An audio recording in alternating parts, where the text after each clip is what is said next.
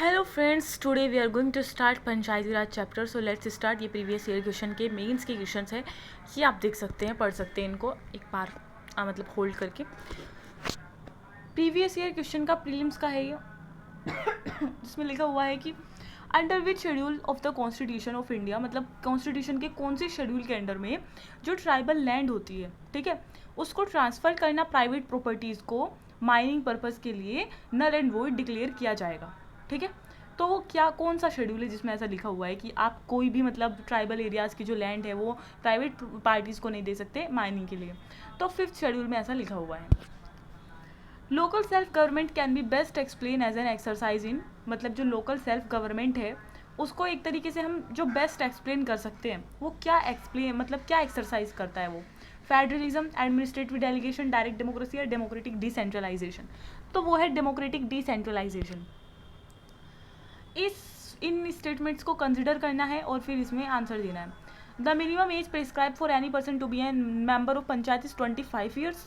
मतलब जो minimum age है जो कि प्रिस्क्राइब कर रखी है पंचायत का मेंबर बनने के लिए 25 साल है. नहीं, ऐसा नहीं है. ठीक है, वो तो बहुत कम है, आई थिंक 18 है. ठीक है, या 21 क्या अप्रोक्स. एक पंचायत, जब हम ये चैप्टर पढ़ेंगे ना देन आफ्टर दैट हमारा रिवाइज हो जाएगा, क्योंकि मेरे माइंड से भी निकल गया है, मैंने एक ही बार पढ़ा था. A panchayat reconstituted after premature dissolution continue only for the remainder period. भाई जो पंचायत है जो कि रिकॉन्स्टिट्यूट की गई है, ठीक है, प्री मैच्योर डिसोल्यूशन के बाद, मतलब देखो एक पंचायत चल रही थी, उसका टर्म पीरियड पूरा नहीं हुआ था 5 साल, और उसको डिसोल्व कर दिया गया, और फिर आई दूसरी पंचायत. ठीक है, दूसरी पंचायत के इलेक्शन हुए, तो भाई वो क्या पूरे 5 साल के लिए चलेगी, जैसा हमारे सरकार में होता है कि पूरे 5 साल के लिए आती है सरकार, या बस वो जो रिमेनिंग पीरियड है उसके लिए आएगी. भाई वो सिर्फ रिमेनिंग पीरियड के लिए आएगी और सेकेंड स्टेटमेंट हो जाती है सही. फंडामेंटल ऑब्जेक्ट जो है पंचायती राज सिस्टम का वो क्या इंश्योर कराना है. People participation in development, political accountability, democratic decentralisation या फाइनेंशियल मोबिलाइजेशन. क्या मतलब क्या इंश्योर कराना है. तो डेवलपमेंट में लोगों का पार्टिसिपेशन हो, बिल्कुल सही. पॉलिटिकल अकाउंटेबिलिटी हो, नहीं ऐसा नहीं है. ठीक है, और डेमोक्रेटिक डिसेंट्रलाइजेशन ये भी सही. तो 1 and 3 वाली statement is correct. The government enacted the panchayat extension to schedule areas, यानी जो पीसा एक्ट है 1996 में जो गवर्नमेंट ने इनेक्ट किया था, ठीक है, तो उसमें से उसका ऑब्जेक्टिव इसमें से क्या नहीं है. ठीक है, सेल्फ गवर्नेंस प्रोवाइड कराना, ऑफ कोर्स.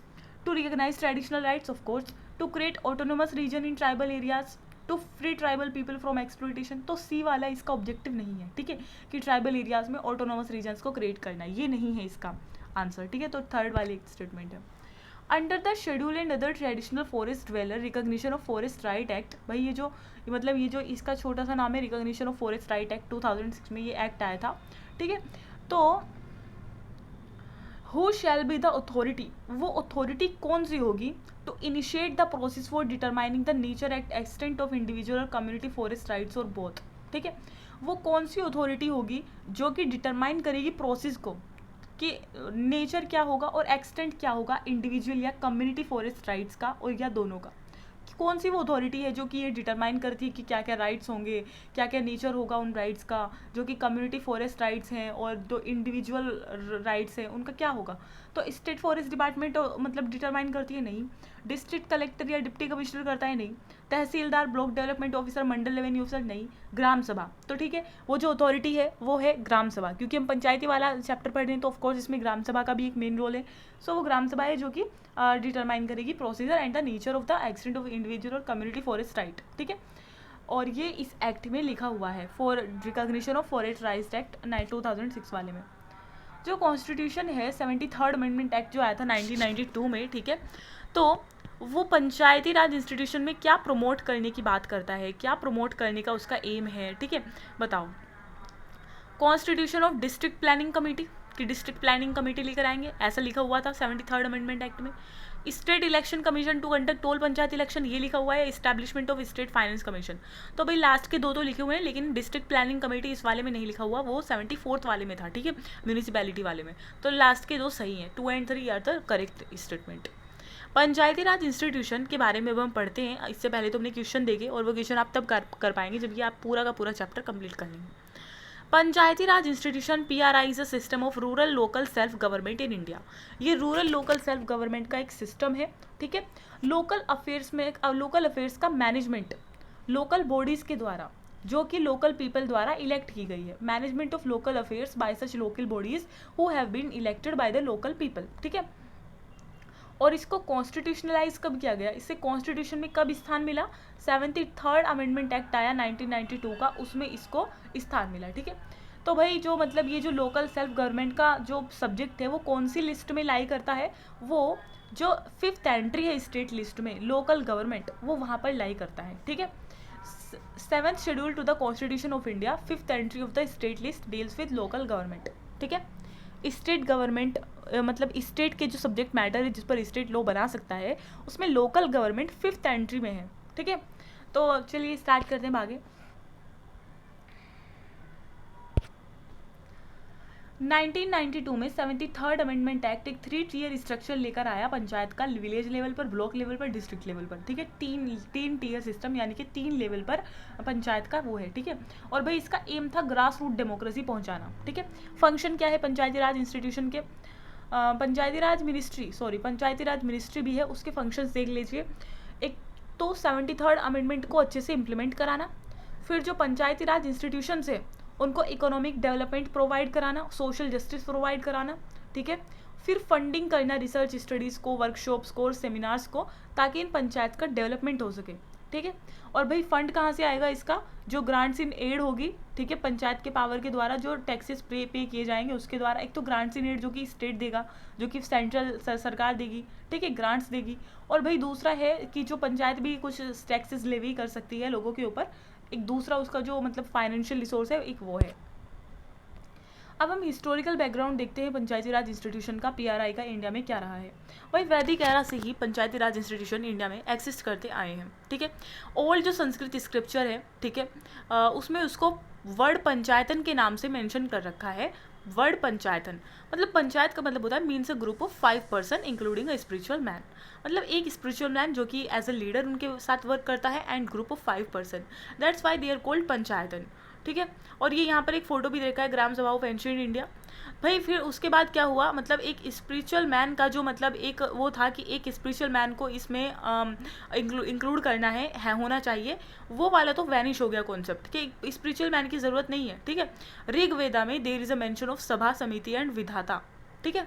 ऋग्वेद में मतलब ऋग्वेद में क्या है, अब मेंशन है सभा का, समिति का, विधाता का एज लोकल सेल्फ यूनिट्स, जो कि लोकल सेल्फ यूनिट्स की तरह काम करती थी, ठीक है। ऋग्वेद, सामवेद, यजुर्वेद, अथर्ववेद, तो ये जो प्री वैदिक पीरियड था एक तरीके से ऋग्वेदिक टाइम पर, तो उस टाइम पर सभा, समिति और विधाता का मेंशन मिलता है। एंशिएंट टाइम में देखिए outline the ideal size of the village, जो चाणक्य थे यानी जिन्होंने अर्थशास्त्र लिखी थी, यानी जिनका नाम था विष्णुगुप्ता, हाँ, तो उन्होंने विलेज का आइडियल साइज बताया था कि विलेज का आइडियल साइज क्या होना चाहिए, उसका डिमार्केशन, उसका डिस्टेंस, एक विलेज का दूसरे विलेज से डिस्टेंस कितना होना चाहिए, and grouping of villages for purpose of posting police force and other state officials, मतलब ग्रुपिंग कैसे होनी चाहिए विलेजेस की, अगर आपको वहाँ पर पुलिस फोर्स पोस्ट करनी है या दूसरे स्टेट के ऑफिशियल पोस्ट करने हैं, तो चाणक्य ने अपने अर्थशास्त्र में पूरा लिखा था। Village headman exercise several duties and perform innumerable functions in the village, village का जो हेडमैन है वो कुछ ड्यूटीज़ परफॉर्म करेगा, बहुत सारे फंक्शंस विलेज के परफॉर्म करेगा। विलेज पंचायत से कौटिल्य अर्थशास्त्र लिखी हुई है, ठीक है। मिडिवल पीरियड की अगर हम बात करें, देखो हमने वैदिक पीरियड की बात करी, फिर हमने पोस्ट वैदिक पीरियड की बात करी जब महाजनपदास आए, ठीक है, ये हिस्ट्री में आपको देखने को मिलता है पूरा अशोका के टाइम पर। अब हम बात करते हैं मिडिवल पीरियड की, ठीक है, उसके बाद एकदम से मिडिवल पीरियड स्टार्ट होता है। तो भाई सल्तनत पीरियड जब स्टार्ट हुआ इंडिया में, ठीक है, तो जो सुल्तान थे दिल्ली के, उन्होंने अपने किंगडम को कुछ प्रोविंसेस में डिवाइड किया, और उन प्रोविंसेस को कहा जाता था विलायत, ठीक है। और इन विलायत में कुछ इंपॉर्टेंट ऑफिशियल्स होते थे।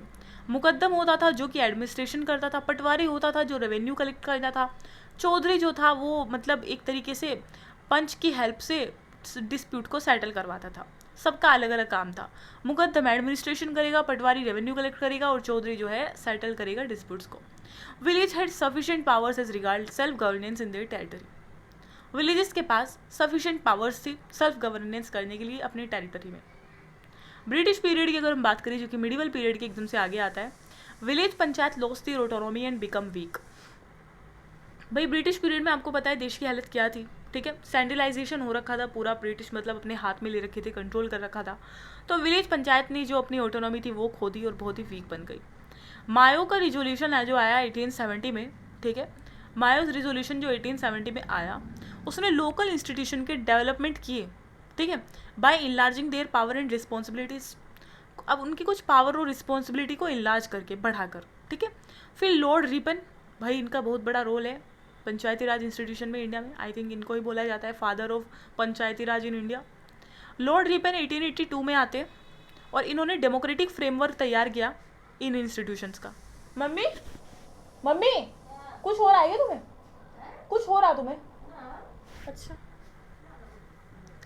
लॉर्ड रिपन आए 1882 में, ठीक है, तो उन्होंने एक डेमोक्रेटिक फ्रेमवर्क तैयार किया इन इंस्टीट्यूशन का, ठीक है। देन आफ्टर दैट देखते हैं क्या हुआ। Royal commission on decentralisation 1907, okay भाई। फिर रॉयल कमीशन जो है, मतलब 1 मिनट, जो रॉयल कमीशन थी डिसेंट्रलाइजेशन पर आई 1907 में। लॉर्ड रिपन ने तो 1882 में कर दिया जो करना था।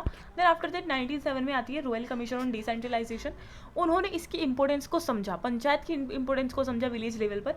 फिर आता है मॉन्टेगू चेम्सफोर्ड रिफॉर्म्स 1919, इनको कौन नहीं जानता, ठीक है, पार्लियामेंट्री रिफॉर्म्स के बाद आया था ये। और ये था मॉन्टेगू चेम्सफोर्ड रिफॉर्म्स, जिसमें एक सेक्रेटरी थे और एक थे वाइस रॉय। तो इन्होंने लोकल सेल्फ गवर्नमेंट को as a provincial transfer subject घोषित कर दिया। आपको पता है ना डायरकी होती थी उस टाइम पर, आपने फर्स्ट चैप्टर में पढ़ा होगा। डायरकी ऐसी होती थी कि डबल गवर्नमेंट, एम आई राइट? हाँ मैं सही हूँ कि मतलब कुछ ट्रांसफर सब्जेक्ट होते थे, कुछ रिजर्व सब्जेक्ट होते थे। रिजर्व सब्जेक्ट वो होते थे जो कि गवर्नर और उसके एग्जीक्यूटिव जो है आपस में मिलकर सोल्व कर लेते थे, और ट्रांसफर्ड वो होते थे जो कि लेजिस्लेचर को उसकी सलाह के बिना नहीं हो सकते थे, ठीक है। तो भाई ये ट्रांसफर सब्जेक्ट की तरह बोल दिया गया कि मतलब इसमें जो है सब अपनी सलाह दे सकते हैं। लोकल सेल्फ गवर्नमेंट को as a provincial transfer subject इसको घोषित कर दिया गया। Due to organisational and physical constraint the reform was unable to make panchayat institution truly democratic and vibrant. बहुत सारी कमियां थी, ऑर्गेनाइजेशनल और फिजिकल कॉन्स्टेंट थे बहुत सारे, ठीक है। तो इसीलिए ये जो रिफॉर्म आया था, ये पंचायत को एक ऐसा ट्रूली डेमोक्रेटिक और वाइब्रेंट इंस्टीट्यूशन बना ही नहीं पाया, ठीक है। फिर आता है गवर्नमेंट ऑफ इंडिया एक्ट 1935। तो देखिए उसमें क्या होता है, गवर्नमेंट ऑफ इंडिया एक्ट जो आया 1935 का, इसमें जो प्रोविंशियल ऑटोनॉमी स्कीम थी, ठीक है, प्रोविंशियल ऑटोनॉमी स्कीम जो थी, जो कि जिसने पंचायत की इवोल्यूशन को मार्क किया था इंडिया में, ठीक है। मतलब सॉरी मेरा दिमाग कहीं डिस्ट्रैक्ट हो गया। गवर्नमेंट ऑफ इंडिया एक्ट है 1935 का, ठीक है। इसमें प्रोविंशियल ऑटोनॉमी स्कीम रखी गई पंचायत की इवोल्यूशन के लिए, ठीक है। लोकल सेल्फ गवर्नमेंट जो है अब प्रोविंशियल ट्रांसफर सब्जेक्ट बना दी गई। दैट वाज ऑल सेम, ठीक है। ऐसा ही उसमें भी हुआ था, प्रोविंशियल ट्रांसफर सब्जेक्ट बना दिया गया था। 1935 में भी सेम हुआ, लोकल सेल्फ गवर्नमेंट को वही बना दिया गया, ठीक है। इन कोर्स ऑफ नेशनल मूवमेंट, भाई जब नेशनल मूवमेंट आई 1920 से लेकर 1947 तक, ठीक है, यानी गांधी जी का असहयोग आंदोलन, भारत छोड़ो आंदोलन, ये सब, तो गांधी जी ने ऑल इंडिया स्वराज के ऊपर, मतलब एक तरीके से गांधी जी कहेंगे क्योंकि स्वराज की थ्योरी उनकी थी, तो इश्यू जो था ऑल इंडिया स्वराज का, उस पर बहुत ज़्यादा एम्फेसाइज किया गया। गांधी जी ने फेवर किया विलेज स्वराज को, और विलेज पंचायत को स्ट्रेंथन करने के लिए भी उन्होंने पूरा प्रयास किया। डॉक्टर भीमराव अंबेडकर जो थे, और the village represented regressive India, उनका मत बिल्कुल अलग था। वो नहीं चाहते थे कि पंचायती राज इंस्टीट्यूशन इतना ज़्यादा मतलब एक तरीके से ग्रो करे, क्योंकि उन्हें ऐसा लगता था कि विलेज में जो है रिग्रेसिव इंडिया बसता है, लोग इतने अच्छे नहीं है जितना आप समझते हो। गांधी जी के मत से तो विलेज के लोग अच्छे हैं बेचारे, उनको डिसेंट्रलाइजेशन, डेमोक्रेटिक डिसेंट्रलाइजेशन मिलना चाहिए, पॉलिटिकल पार्टिसिपेशन उनका होना चाहिए। But according to the Bhimrao Ambedkar that village represented regressive India, उनके हिसाब से तो विलेज जो रिप्रेजेंट करती थी वो रिग्रेसिव इंडिया था, एक तरीके से सोर्स ऑफ ऑपरेशन, मतलब एक तरीके से जुल्म करने का एक सोर्स था। तो वो उन्होंने इसको अपोज किया, ठीक है। ये नैरो माइंडेडनेस थे, मतलब रखते थे विलेज के नाम पर, और ये महात्मा गांधी बहुत ज़्यादा अच्छा सोचते थे। Drafting of the constitution of India, Panchayati Raj institution were place in DPSP under article 40 as non justiciable part of the constitution. Well listen, अगर आज मैं अपने आप को रियल बनाकर बात कर रही हूँ भाई, अगर मेरी इस वीडियो को कोई सुन रहा है, देख रहा है, वैसे मुझे लगता नहीं कि कोई सुनेगा देखेगा, क्योंकि मैं ये खुद के रिवीजन के लिए बना रही हूँ। लेट मी टेल यू, मैं ये क्यों रिकॉर्ड करती हूँ, क्योंकि मैंने PW की PDF उठाई एंड देन आफ्टर दैट मैंने उसको एक्सप्लेन करना स्टार्ट किया। बहुत से लोग मुझे चीटर भी समझते होंगे कि मैं एक तरीके से चीटिंग करती हूँ, वहाँ से PDF उठाती हूँ एंड देन आफ्टर दैट खुद उसको टीच करना स्टार्ट कर देती हूँ, और इसके लिए मैं सच में बहुत गिल्टी फील करती हूँ। मुझे ऐसा लगता है कि मैं सच में चीटिंग कर रही हूँ, लेकिन आई थिंक ज्ञान तो वो भी बांट रहे हैं ना, तो अगर उनका थोड़ा सा ज्ञान मुझे मिल जा रहा है एंड देन मैं उसको अपनी तरीके से बता रही हूँ, तो आई थिंक मुझे नहीं लगता उनका कोई लॉस हुआ होगा। और ये मैंने मतलब एक बैच में इनरोल कर रखा है एंड देन आफ्टर दैट मुझे ये PDF मिली है। सो आई थिंक थोड़ा सा मतलब थोड़ा सा बैलेंस है, थोड़ा क्राइम भी है और थोड़ा नॉन क्राइम भी है। वेल मैं आपको बता दूं कि मैं खुद के रिवीजन के लिए रिकॉर्ड करती हूँ, और अगर आप में से कोई मतलब भूला बिछड़ा यहाँ है भी, मतलब सुन भी रहा है मुझे, सो मैं बस ये कहना चाहूँगी कि मैं अभी खुद भी स्टूडेंट हूँ, तो हो सकता है मुझसे कुछ गलतियाँ हो जाएं बोलने में, बताने में, समझाने में, क्योंकि मैं कभी कभी खुद भी कंफ्यूज हो जाती हूँ। मैंने अब तक लक्ष्मीकांत की रीडिंग 2 या 3 बार भी नहीं की है अच्छे से, बस 2 बार की है, वो भी कच्ची पक्की। तो मैं बस ट्राई करती हूँ कि मैं पहले खुद ऐसे बोल कर इसको पूरा एक्सप्लेन करूँ एंड देन मैं बाद में इनको खुद ही सुनती हूँ ताकि मेरा रिवीजन हो जाए। So that was all. हो सकता है कि आपकी भी कुछ हेल्प हो जाए। मुझे नहीं लगता कि मैं इतना ब्रॉडली समझा पाती हूँ, मैं बस इसको ऐसे ऐसे एक तरीके से बस PDF को पढ़ती हूँ और पढ़ते पढ़ते खुद की वॉइस रिकॉर्ड करके देन आफ्टर दैट उसको बार बार सुनती हूँ, और मुझे अच्छा भी लगता है। Well that was all. So coming back to the topic, हम बात कर रहे थे कि drafting of the constitution of India के दौरान, मतलब जब कॉन्स्टिट्यूशन का ड्राफ्टिंग हो रही थी, Panchayati Raj institution were place in DPSP under article 40। ठीक है, पंचायती राज इंस्टीट्यूशंस को DPSP में रखा गया। आर्टिकल 40 जो है ना वो DPSP में आते हैं, तो वहाँ पर इनको रख दिया गया। और आपको पता है DPSP क्या है, नॉन जस्टिसबल पार्ट है कॉन्स्टिट्यूशन का, मतलब आप उसको इन्फोर्स कराने के लिए कोर्ट में नहीं जा सकते। ठीक है, अब बात करते हैं इवोल्यूशन ऑफ द पंचायती राज, कि भाई इवोल्यूशन फिर कैसे कैसे हुआ पंचायती राज का, क्या क्या बातें हुई जिससे इसको कॉन्स्टिट्यूशनलाइज किया गया, कॉन्स्टिट्यूशनलाइज। बलवंत राय मेहता कमेटी आती है 1957 में। ठीक है, बलवंत राय मेहता कमेटी। लेकिन हमें ध्यान रखना है, अगर क्वेश्चन पूछा जाए कि वो कौन सी कमेटी थी जो सबसे पहले पंचायती राज इंस्टीट्यूशन को रिव्यू करने के लिए बनाई गई थी, so that was Ashok Mehta committee. Balwant Rai Mehta committee किसी और चीज़ के लिए बनाई गई थी एक्चुअल में, ये कम्युनिटी डेवलपमेंट प्रोग्राम चल रहा था 1952 का। ठीक है, इसकी वर्किंग को एग्जामाइन करने के लिए बनाई गई थी। ठीक है, कम्युनिटी डेवलपमेंट प्रोग्राम 1952 के वर्किंग को एग्जामाइन करने के लिए बनाई गई थी, और नेशनल एक्सटेंशन सर्विसेज जो 1953 में आया था उसको एग्जामिन करने के लिए बनाई गई थी। Establishment of an organically link 3-tier Panchayati Raj system. भाई इन्होंने जो मतलब अपनी वो दी सजेशन दी, वो क्या थे, वो ये थे कि भाई एक तो आप इस्टेब्लिश करो 3-tier पंचायती राज सिस्टम जो कि लिंक हो एक दूसरे से through a device of indirect election. और उन सब में क्या होना चाहिए, वो कैसे लिंक होने चाहिए, इनडायरेक्ट इलेक्शंस के थ्रू लिंक होने चाहिए। विलेज पंचायत हो, ठीक है, जिसमें डायरेक्टली इलेक्टेड रिप्रेजेंटेटिव आए, विलेज पंचायत में डायरेक्टली इलेक्टेड रिप्रेजेंटेटिव आए। ठीक है, और पंचायत समिति और जिला परिषद जो कि 2 ब्लॉक बचे ऊपर वाले, उनमें इनडायरेक्टली इलेक्टेड लोग आए। ठीक है, एक तो इनका मतलब सबसे पहला सजेशन ये था। फिर दूसरा था कि भाई decide all planning and development activities. भाई जो प्लानिंग और डेवलपमेंट एक्टिविटीज़ है उन्हें कौन डिसाइड करेगा, तो भाई पंचायत समिति जो है जो दूसरे लेवल पर है उसे एग्जीक्यूटिव बॉडी बनाया जाए, और जिला परिषद को advisory, coordinating and supervisory body बनाया जाए। ठीक है, यानी विलेज पंचायत इसका इसमें कोई रोल नहीं होगा। पंचायत समिति एग्जीक्यूटिव करेगी, एग्जीक्यूशन करेगी, और जिला परिषद सुपरवाइजरी बॉडी होगी, एडवाइजरी और कोऑर्डिनेटिंग बॉडी होगी। अब डिस्ट्रिक्ट कलेक्टर का क्या रोल होगा, ये जिला परिषद के चेयरमैन होंगे। ठीक है, डिस्ट्रिक्ट कलेक्टर कौन होंगे, जिला परिषद के चेयरमैन होंगे, और मतलब इन डेमोक्रेटिक बॉडीज़ को एक तरीके से पावर एंड रिस्पॉन्सिबिलिटी ट्रांसफर की जाएगी, वो भी जेन्युइन तरीके से। ठीक है, genuine transfer of power and responsibility to this democratic bodies. Adequate resources should be transferred. Adequate resources जो हैं वो ट्रांसफ़र किए जाने चाहिए इन बॉडीज़ को, to enable them to discharge their functions and fulfil their responsibilities. इनको इतने तो रिसोर्सेज मिलने ही चाहिए कि ये अपने फंक्शंस को डिस्चार्ज कर सके अच्छे से, अपनी रिस्पॉन्सिबिलिटीज़ को पूरा कर सके। एक सिस्टम ऐसा इवॉल्व होना चाहिए to effect further devolution of authority in future, तो जो कि मतलब अथॉरिटी को फर्दर डिवोल्यूट करे फ्यूचर में। ठीक है, और ये जो कमेटी की रिकमेंडेशंस थी जो हमने अभी पढ़ाई हैं, वो एक्सेप्ट की गई नेशनल डेवलपमेंट काउंसिल के द्वारा इन जनवरी 1958। ठीक है, ये जो रिकमेंडेशन थी कमेटी की, इनको मतलब एक तरीके से एक्सेप्ट कर लिया गया नेशनल डेवलपमेंट काउंसिल द्वारा 1958 में। लेकिन मतलब काउंसिल ने कुछ ऐसा इंसिस्ट नहीं किया कि सिंगल डिजिट पैटर्न होना चाहिए और स्टेट्स के ऊपर छोड़ देना चाहिए कि वो अपना खुद का ओन पैटर्न देखें जो कि उनकी लोकल कंडीशन को सूट करे। इसके ऊपर उन्होंने कोई खास ध्यान नहीं दिया। ठीक है, sorry council did not insist on a single digit pattern, मतलब काउंसिल ने इसके ऊपर कोई सिंगल डिजिट पैटर्न को के ऊपर इंसिस्ट नहीं किया और इसको स्टेट के ऊपर छोड़ दिया कि आप अपने खुद के पैटर्न्स देखिए, जो भी आपकी लोकल कंडीशन की तरह मतलब सूट करे वो आप अपना लीजिए। राजस्थान के बारे में मैं बात करूँ, 1957 की इस कमेटी के बाद राजस्थान में एक इवोल्यूशन देखने को मिला। ये फर्स्ट स्टेट बना जिसने पंचायती राज को इस्टेब्लिश किया, फर्स्ट स्टेट टू इस्टेब्लिश पंचायती राज। और ये 2 अक्टूबर यानी गांधी जी के जन्मदिन के दिन 1959 में नागौर डिस्ट्रिक्ट, नागौरी चाय के बारे में आप सुना होगा, तो नागौर डिस्ट्रिक्ट जो है राजस्थान का, ठीक है, वहाँ पर सबसे पहले पंचायती राज इंस्टीट्यूशन का गठन होता है। मतलब एक तरीके से पंचायत का गठन हुआ, ठीक है, अक्टूबर 2 1959 नागौर डिस्ट्रिक्ट ऑफ राजस्थान, ठीक है। और फिर इसके बाद आंध्र प्रदेश में हुआ 1959 में ही, ठीक है, सेम। और आंध्र प्रदेश दूसरा स्टेट बना और मतलब आंध्रा दूसरा, राजस्थान पहला। लेकिन सबके अलग अलग रूल थे, सारे स्टेट्स ने अलग अलग तरीके से मतलब बनाए थे अपने रूल। जैसे राजस्थान में 3 टियर सिस्टम था, तमिलनाडु में 2 टियर सिस्टम था, वेस्ट बंगाल में 4 टियर सिस्टम था।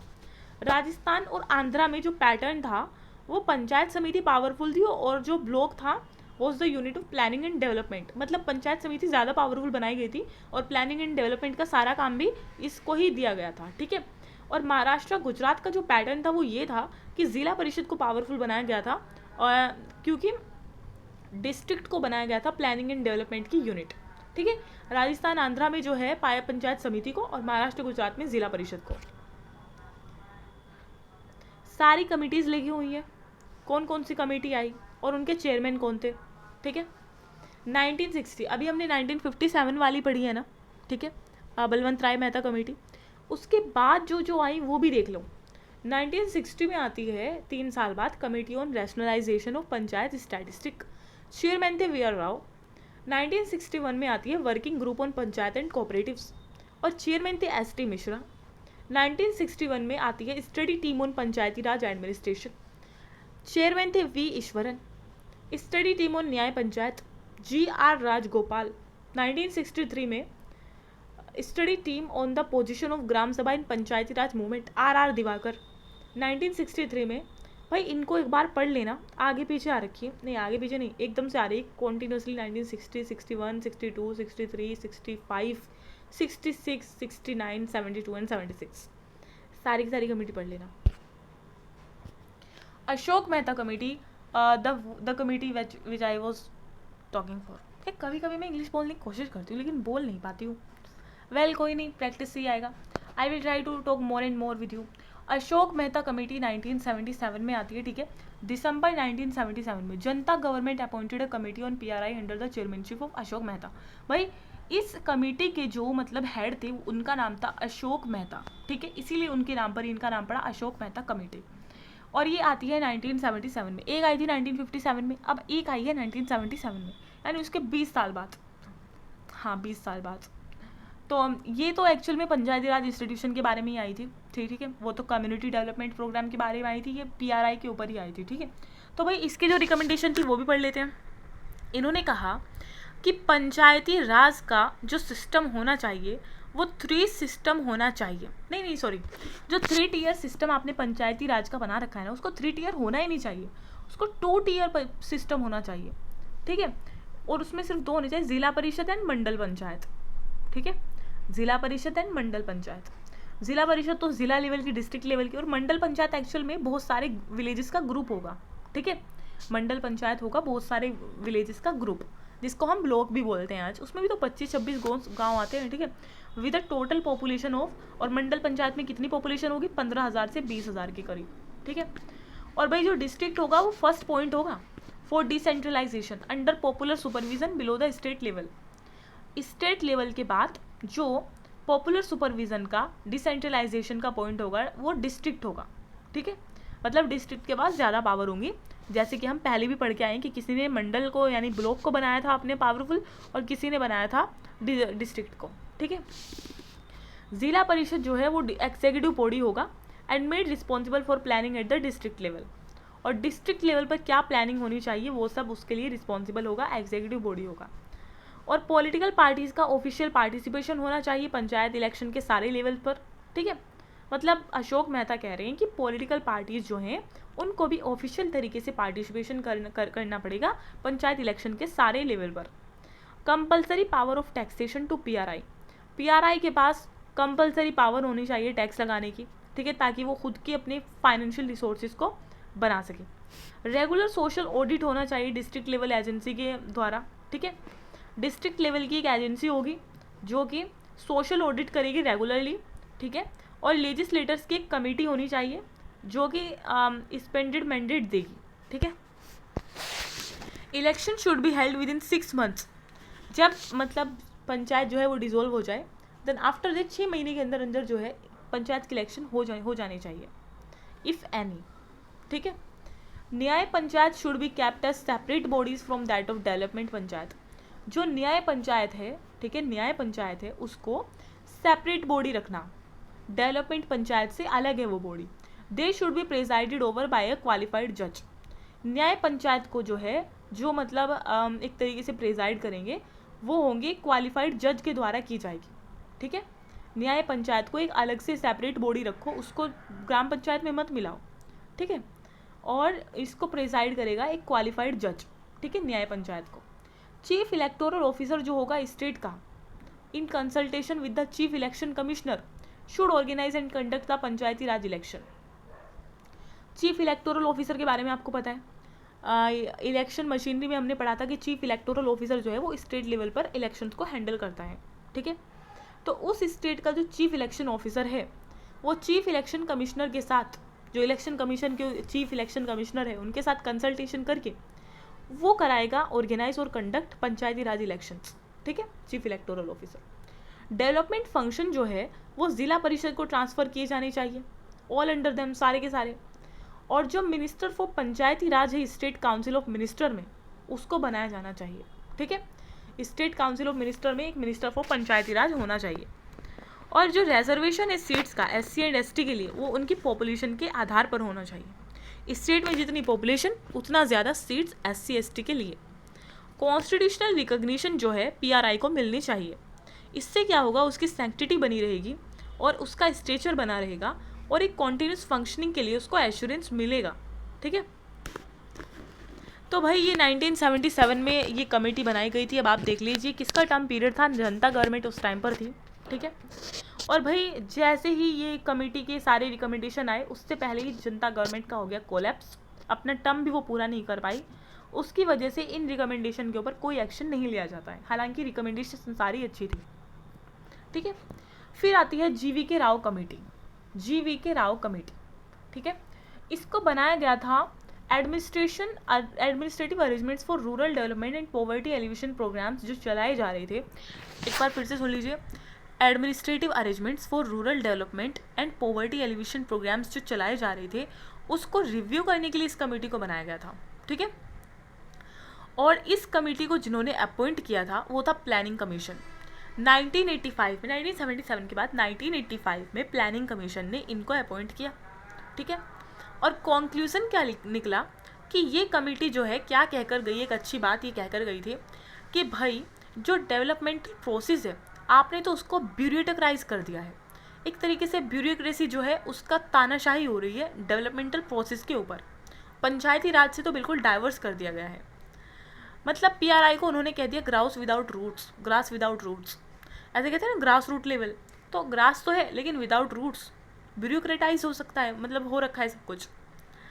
तो जो रिकमेंडेशंस थी GV राव कमेटी की 1986 में, जब उन्होंने अपनी रिकमेंडेशन की 1985 में तो अपॉइंट किया गया था ना, तो उनकी जो मतलब रिपोर्ट थी, उनकी जो मतलब रिकमेंडेशन थी वो दंतवाला कमेटी जो आई थी ब्लॉक लेवल प्लानिंग पर 1978 और हनुमंता राव कमेटी जो आई थी डिस्ट्रिक्ट प्लानिंग पर 1984, उनसे बिल्कुल अलग थी, ठीक है। और कैसे अलग थी, क्योंकि देखो जो दंतवाला कमेटी रिपोर्ट आई थी ब्लॉक लेवल प्लानिंग पर और जो हनुमंता राव कमेटी आई थी डिस्ट्रिक्ट प्लानिंग पर, भाई उन दोनों ने जो है, उन दोनों कमेटीज़ ने ये सजेस्ट किया था कि जो बेसिक डिसेंट्रलाइज प्लानिंग फंक्शन होना चाहिए वो डिस्ट्रिक्ट लेवल पर होना चाहिए, ठीक है, basic decentralise planning function district level पर होना चाहिए। और जो हनुमंता राव कमेटी थी उसने ये कहा था कि सेपरेट डिस्ट्रिक्ट प्लानिंग बॉडीज़ होनी चाहिए under either the district collector और अ मिनिस्टर। और ये जो डिस्ट्रिक्ट प्लानिंग कमेटी होनी चाहिए या तो डिस्ट्रिक्ट कलेक्टर के अंडर में होनी चाहिए मिनिस्टर के। मतलब इन दोनों की कमेटी में ये बात सही थी कि कलेक्टर का एक सिग्निफिकेंट रोल था, ठीक है, collector should play a significant role. लेकिन GV के राव इसके खिलाफ थे। वो नहीं चाहते थे कि पंचायती राज का ब्यूरोक्रेटाइज किया जा सके। मैं प्रोनाउंस सही नहीं कर रही हूँ,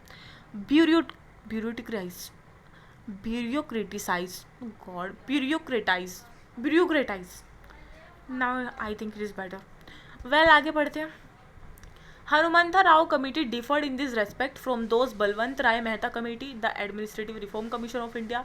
हनुमंता राव कमेटी जो है इस रेस्पेक्ट में बिल्कुल अलग थी बलवंत राय मेहता कमेटी से भी, administrative reform commission of India ARC जो था, अशोक मेहता कमेटी से भी, और GV के राव कमेटी से भी, ठीक है। GV के राव कमेटी ने क्या रिकमेंड किया? Developmental role of the district collector. उन्होंने कहा डिस्ट्रिक्ट कलेक्टर का रोल इतना सिग्निफिकेंट भी मत बनाइए डेवलपमेंट में, ठीक है। जो डिस्ट्रिक्ट कलेक्टर का डेवलपमेंटल रोल था उसको उन्होंने थोड़ा सा रिड्यूस किया, ठीक है। और ये डेवलपमेंटल रोल किसको दिया? उन्होंने पंचायती राज को दिया, ठीक है, कि भाई डेवलपमेंट जो है पंचायती राज को करना चाहिए, ना कि डिस्ट्रिक्ट कलेक्टर को। यही GV के राव कहना चाहते थे। अब इनकी रिकमेंडेशन देख लीजिए क्या क्या थी।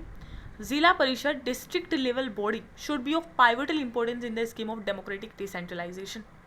डिस्ट्रिक्ट लेवल जो कमेटी है, डिस्ट्रिक्ट लेवल बॉडी जो जिला परिषद है, उसकी पाइवटल इंपॉर्टेंस है, बहुत इंपॉर्टेंस है उसकी डेमोक्रेटिक डिसेंट्रलाइजेशन। मतलब इन्होंने जिला परिषद को एज अ मेन यूनिट रखा, ठीक है। PRIs at the district and lower levels should be assigned an important role. जो PRI है, जो पंचायती राज इंस्टीट्यूशन है, डिस्ट्रिक्ट लेवल पर, लोअर लेवल्स पर उनको एक बहुत ही इंपॉर्टेंट रोल असाइन किया जाना चाहिए प्लानिंग के बारे में, इम्प्लीमेंटेशन के बारे में और मॉनिटरिंग के बारे में रूरल डेवलपमेंट प्रोग्राम्स के, ठीक है। उनका ये रोल उनको असाइन किया जाना चाहिए। कुछ जो प्लानिंग फंक्शन है स्टेट लेवल के, उनको डिस्ट्रिक्ट लेवल प्लानिंग यूनिट्स को ट्रांसफ़र कर देना चाहिए, ठीक है। कुछ जो प्लानिंग फंक्शन है स्टेट लेवल के, उनको डिस्ट्रिक्ट लेवल प्लानिंग यूनिट्स को ट्रांसफ़र कर देना चाहिए। एक तरीके से डिसेंट्रलाइज डिस्ट्रिक्ट प्लानिंग हो जाएगी, ठीक है। जो पोस्ट है डेवलपमेंट कमीशन की, डिस्ट्रिक्ट डेवलपमेंट कमिश्नर की, उसको क्रिएट किया जाना चाहिए। डिस्ट्रिक्ट डेवलपमेंट कमिश्नर की पोस्ट को क्रिएट किया जाना चाहिए। CO जो है ज़िला परिषद के, उनको इंचार्ज बनाना चाहिए डेवलपमेंट डिपार्टमेंट्स का डिस्ट्रिक्ट लेवल पर। डिस्ट्रिक्ट डेवलपमेंट कमिश्नर की पोस्ट क्रिएट हो, ठीक है। जो CEO है ज़िला परिषद के, and should be in charge of all the development departments at the district level पर, डेवलपमेंट डिपार्टमेंट्स के क्या बने? इंचार्ज बने। रेगुलर इलेक्शन जो है पंचायती राज इंस्टीट्यूशंस के होने चाहिए, ठीक है। पंचायती राज इंस्टीट्यूशन के रेगुलर इलेक्शंस कराए जाने चाहिए। LM सिंघवी कमेटी जो आई थी 1986 की, देखिए अभी हमने क्या पढ़ा? बलवंत राय मेहता कमेटी पढ़ी, अशोक मेहता कमेटी पढ़ी, ठीक है। Balwant Rai Mehta committee 1957, Ashok Mehta committee 1977, and now here is after 10 years around LM Singhvi committee आती है 1986 में। 1986 में जो LM सिंघवी कमेटी आती है, वही राजीव गांधी की गवर्नमेंट थी उस टाइम पर, तो इन्होंने भी उसको अपॉइंट किया था और इनको एक कॉन्सेप्ट पेपर प्रिपेयर करना था on revitalisation of Panchayati Raj institution for democracy and development. बड़ा ही अच्छा गोल था कि भाई रिवाइटलाइजेशन करना है पंचायती राज इंस्टीट्यूशन का डेमोक्रेसी के लिए और डेवलपमेंट के लिए, ठीक है। इसको उन पर एक कॉन्सेप्ट पेपर प्रिपेयर करना था। कॉन्स्टिट्यूशनल रिकग्निशन, देखो इनकी रिकमेंडेशन देखो आप। PRI को एक तो कॉन्स्टिट्यूशनल रिकग्निशन दो, ठीक है। कॉन्स्टिट्यूशन ऑफ इंडिया में इसका एक नया चैप्टर ऐड करो। न्याय पंचायत जो है इस्टेब्लिश करो बहुत सारे विलेजेस के लिए, क्लस्टर ऑफ विलेजेस के लिए। विलेजेस का रीऑर्गेनाइजेशन करो ग्राम पंचायत बनाने के लिए, ग्राम पंचायत को मोर वायबल बनाने के लिए रीऑर्गेनाइजेशन करो विलेजेस का। कमेटी ने इम्फेसाइज किया इंपॉर्टेंस ऑफ द ग्राम सभा। कमेटी ने ये कहा कि भाई ग्राम सभा की बहुत इंपॉर्टेंस है और इसको कहा डायरेक्ट डेमोक्रेसी का एक एम्बॉडीमेंट, ठीक है। डायरेक्ट डेमोक्रेसी का इसको बोला गया एक एम्बॉडीमेंट। विलेज पंचायत के पास मोर फाइनेंशियल रिसोर्सेज होने चाहिए, ज़्यादा फाइनेंशियल रिसोर्सेज विलेज पंचायत के पास होने चाहिए।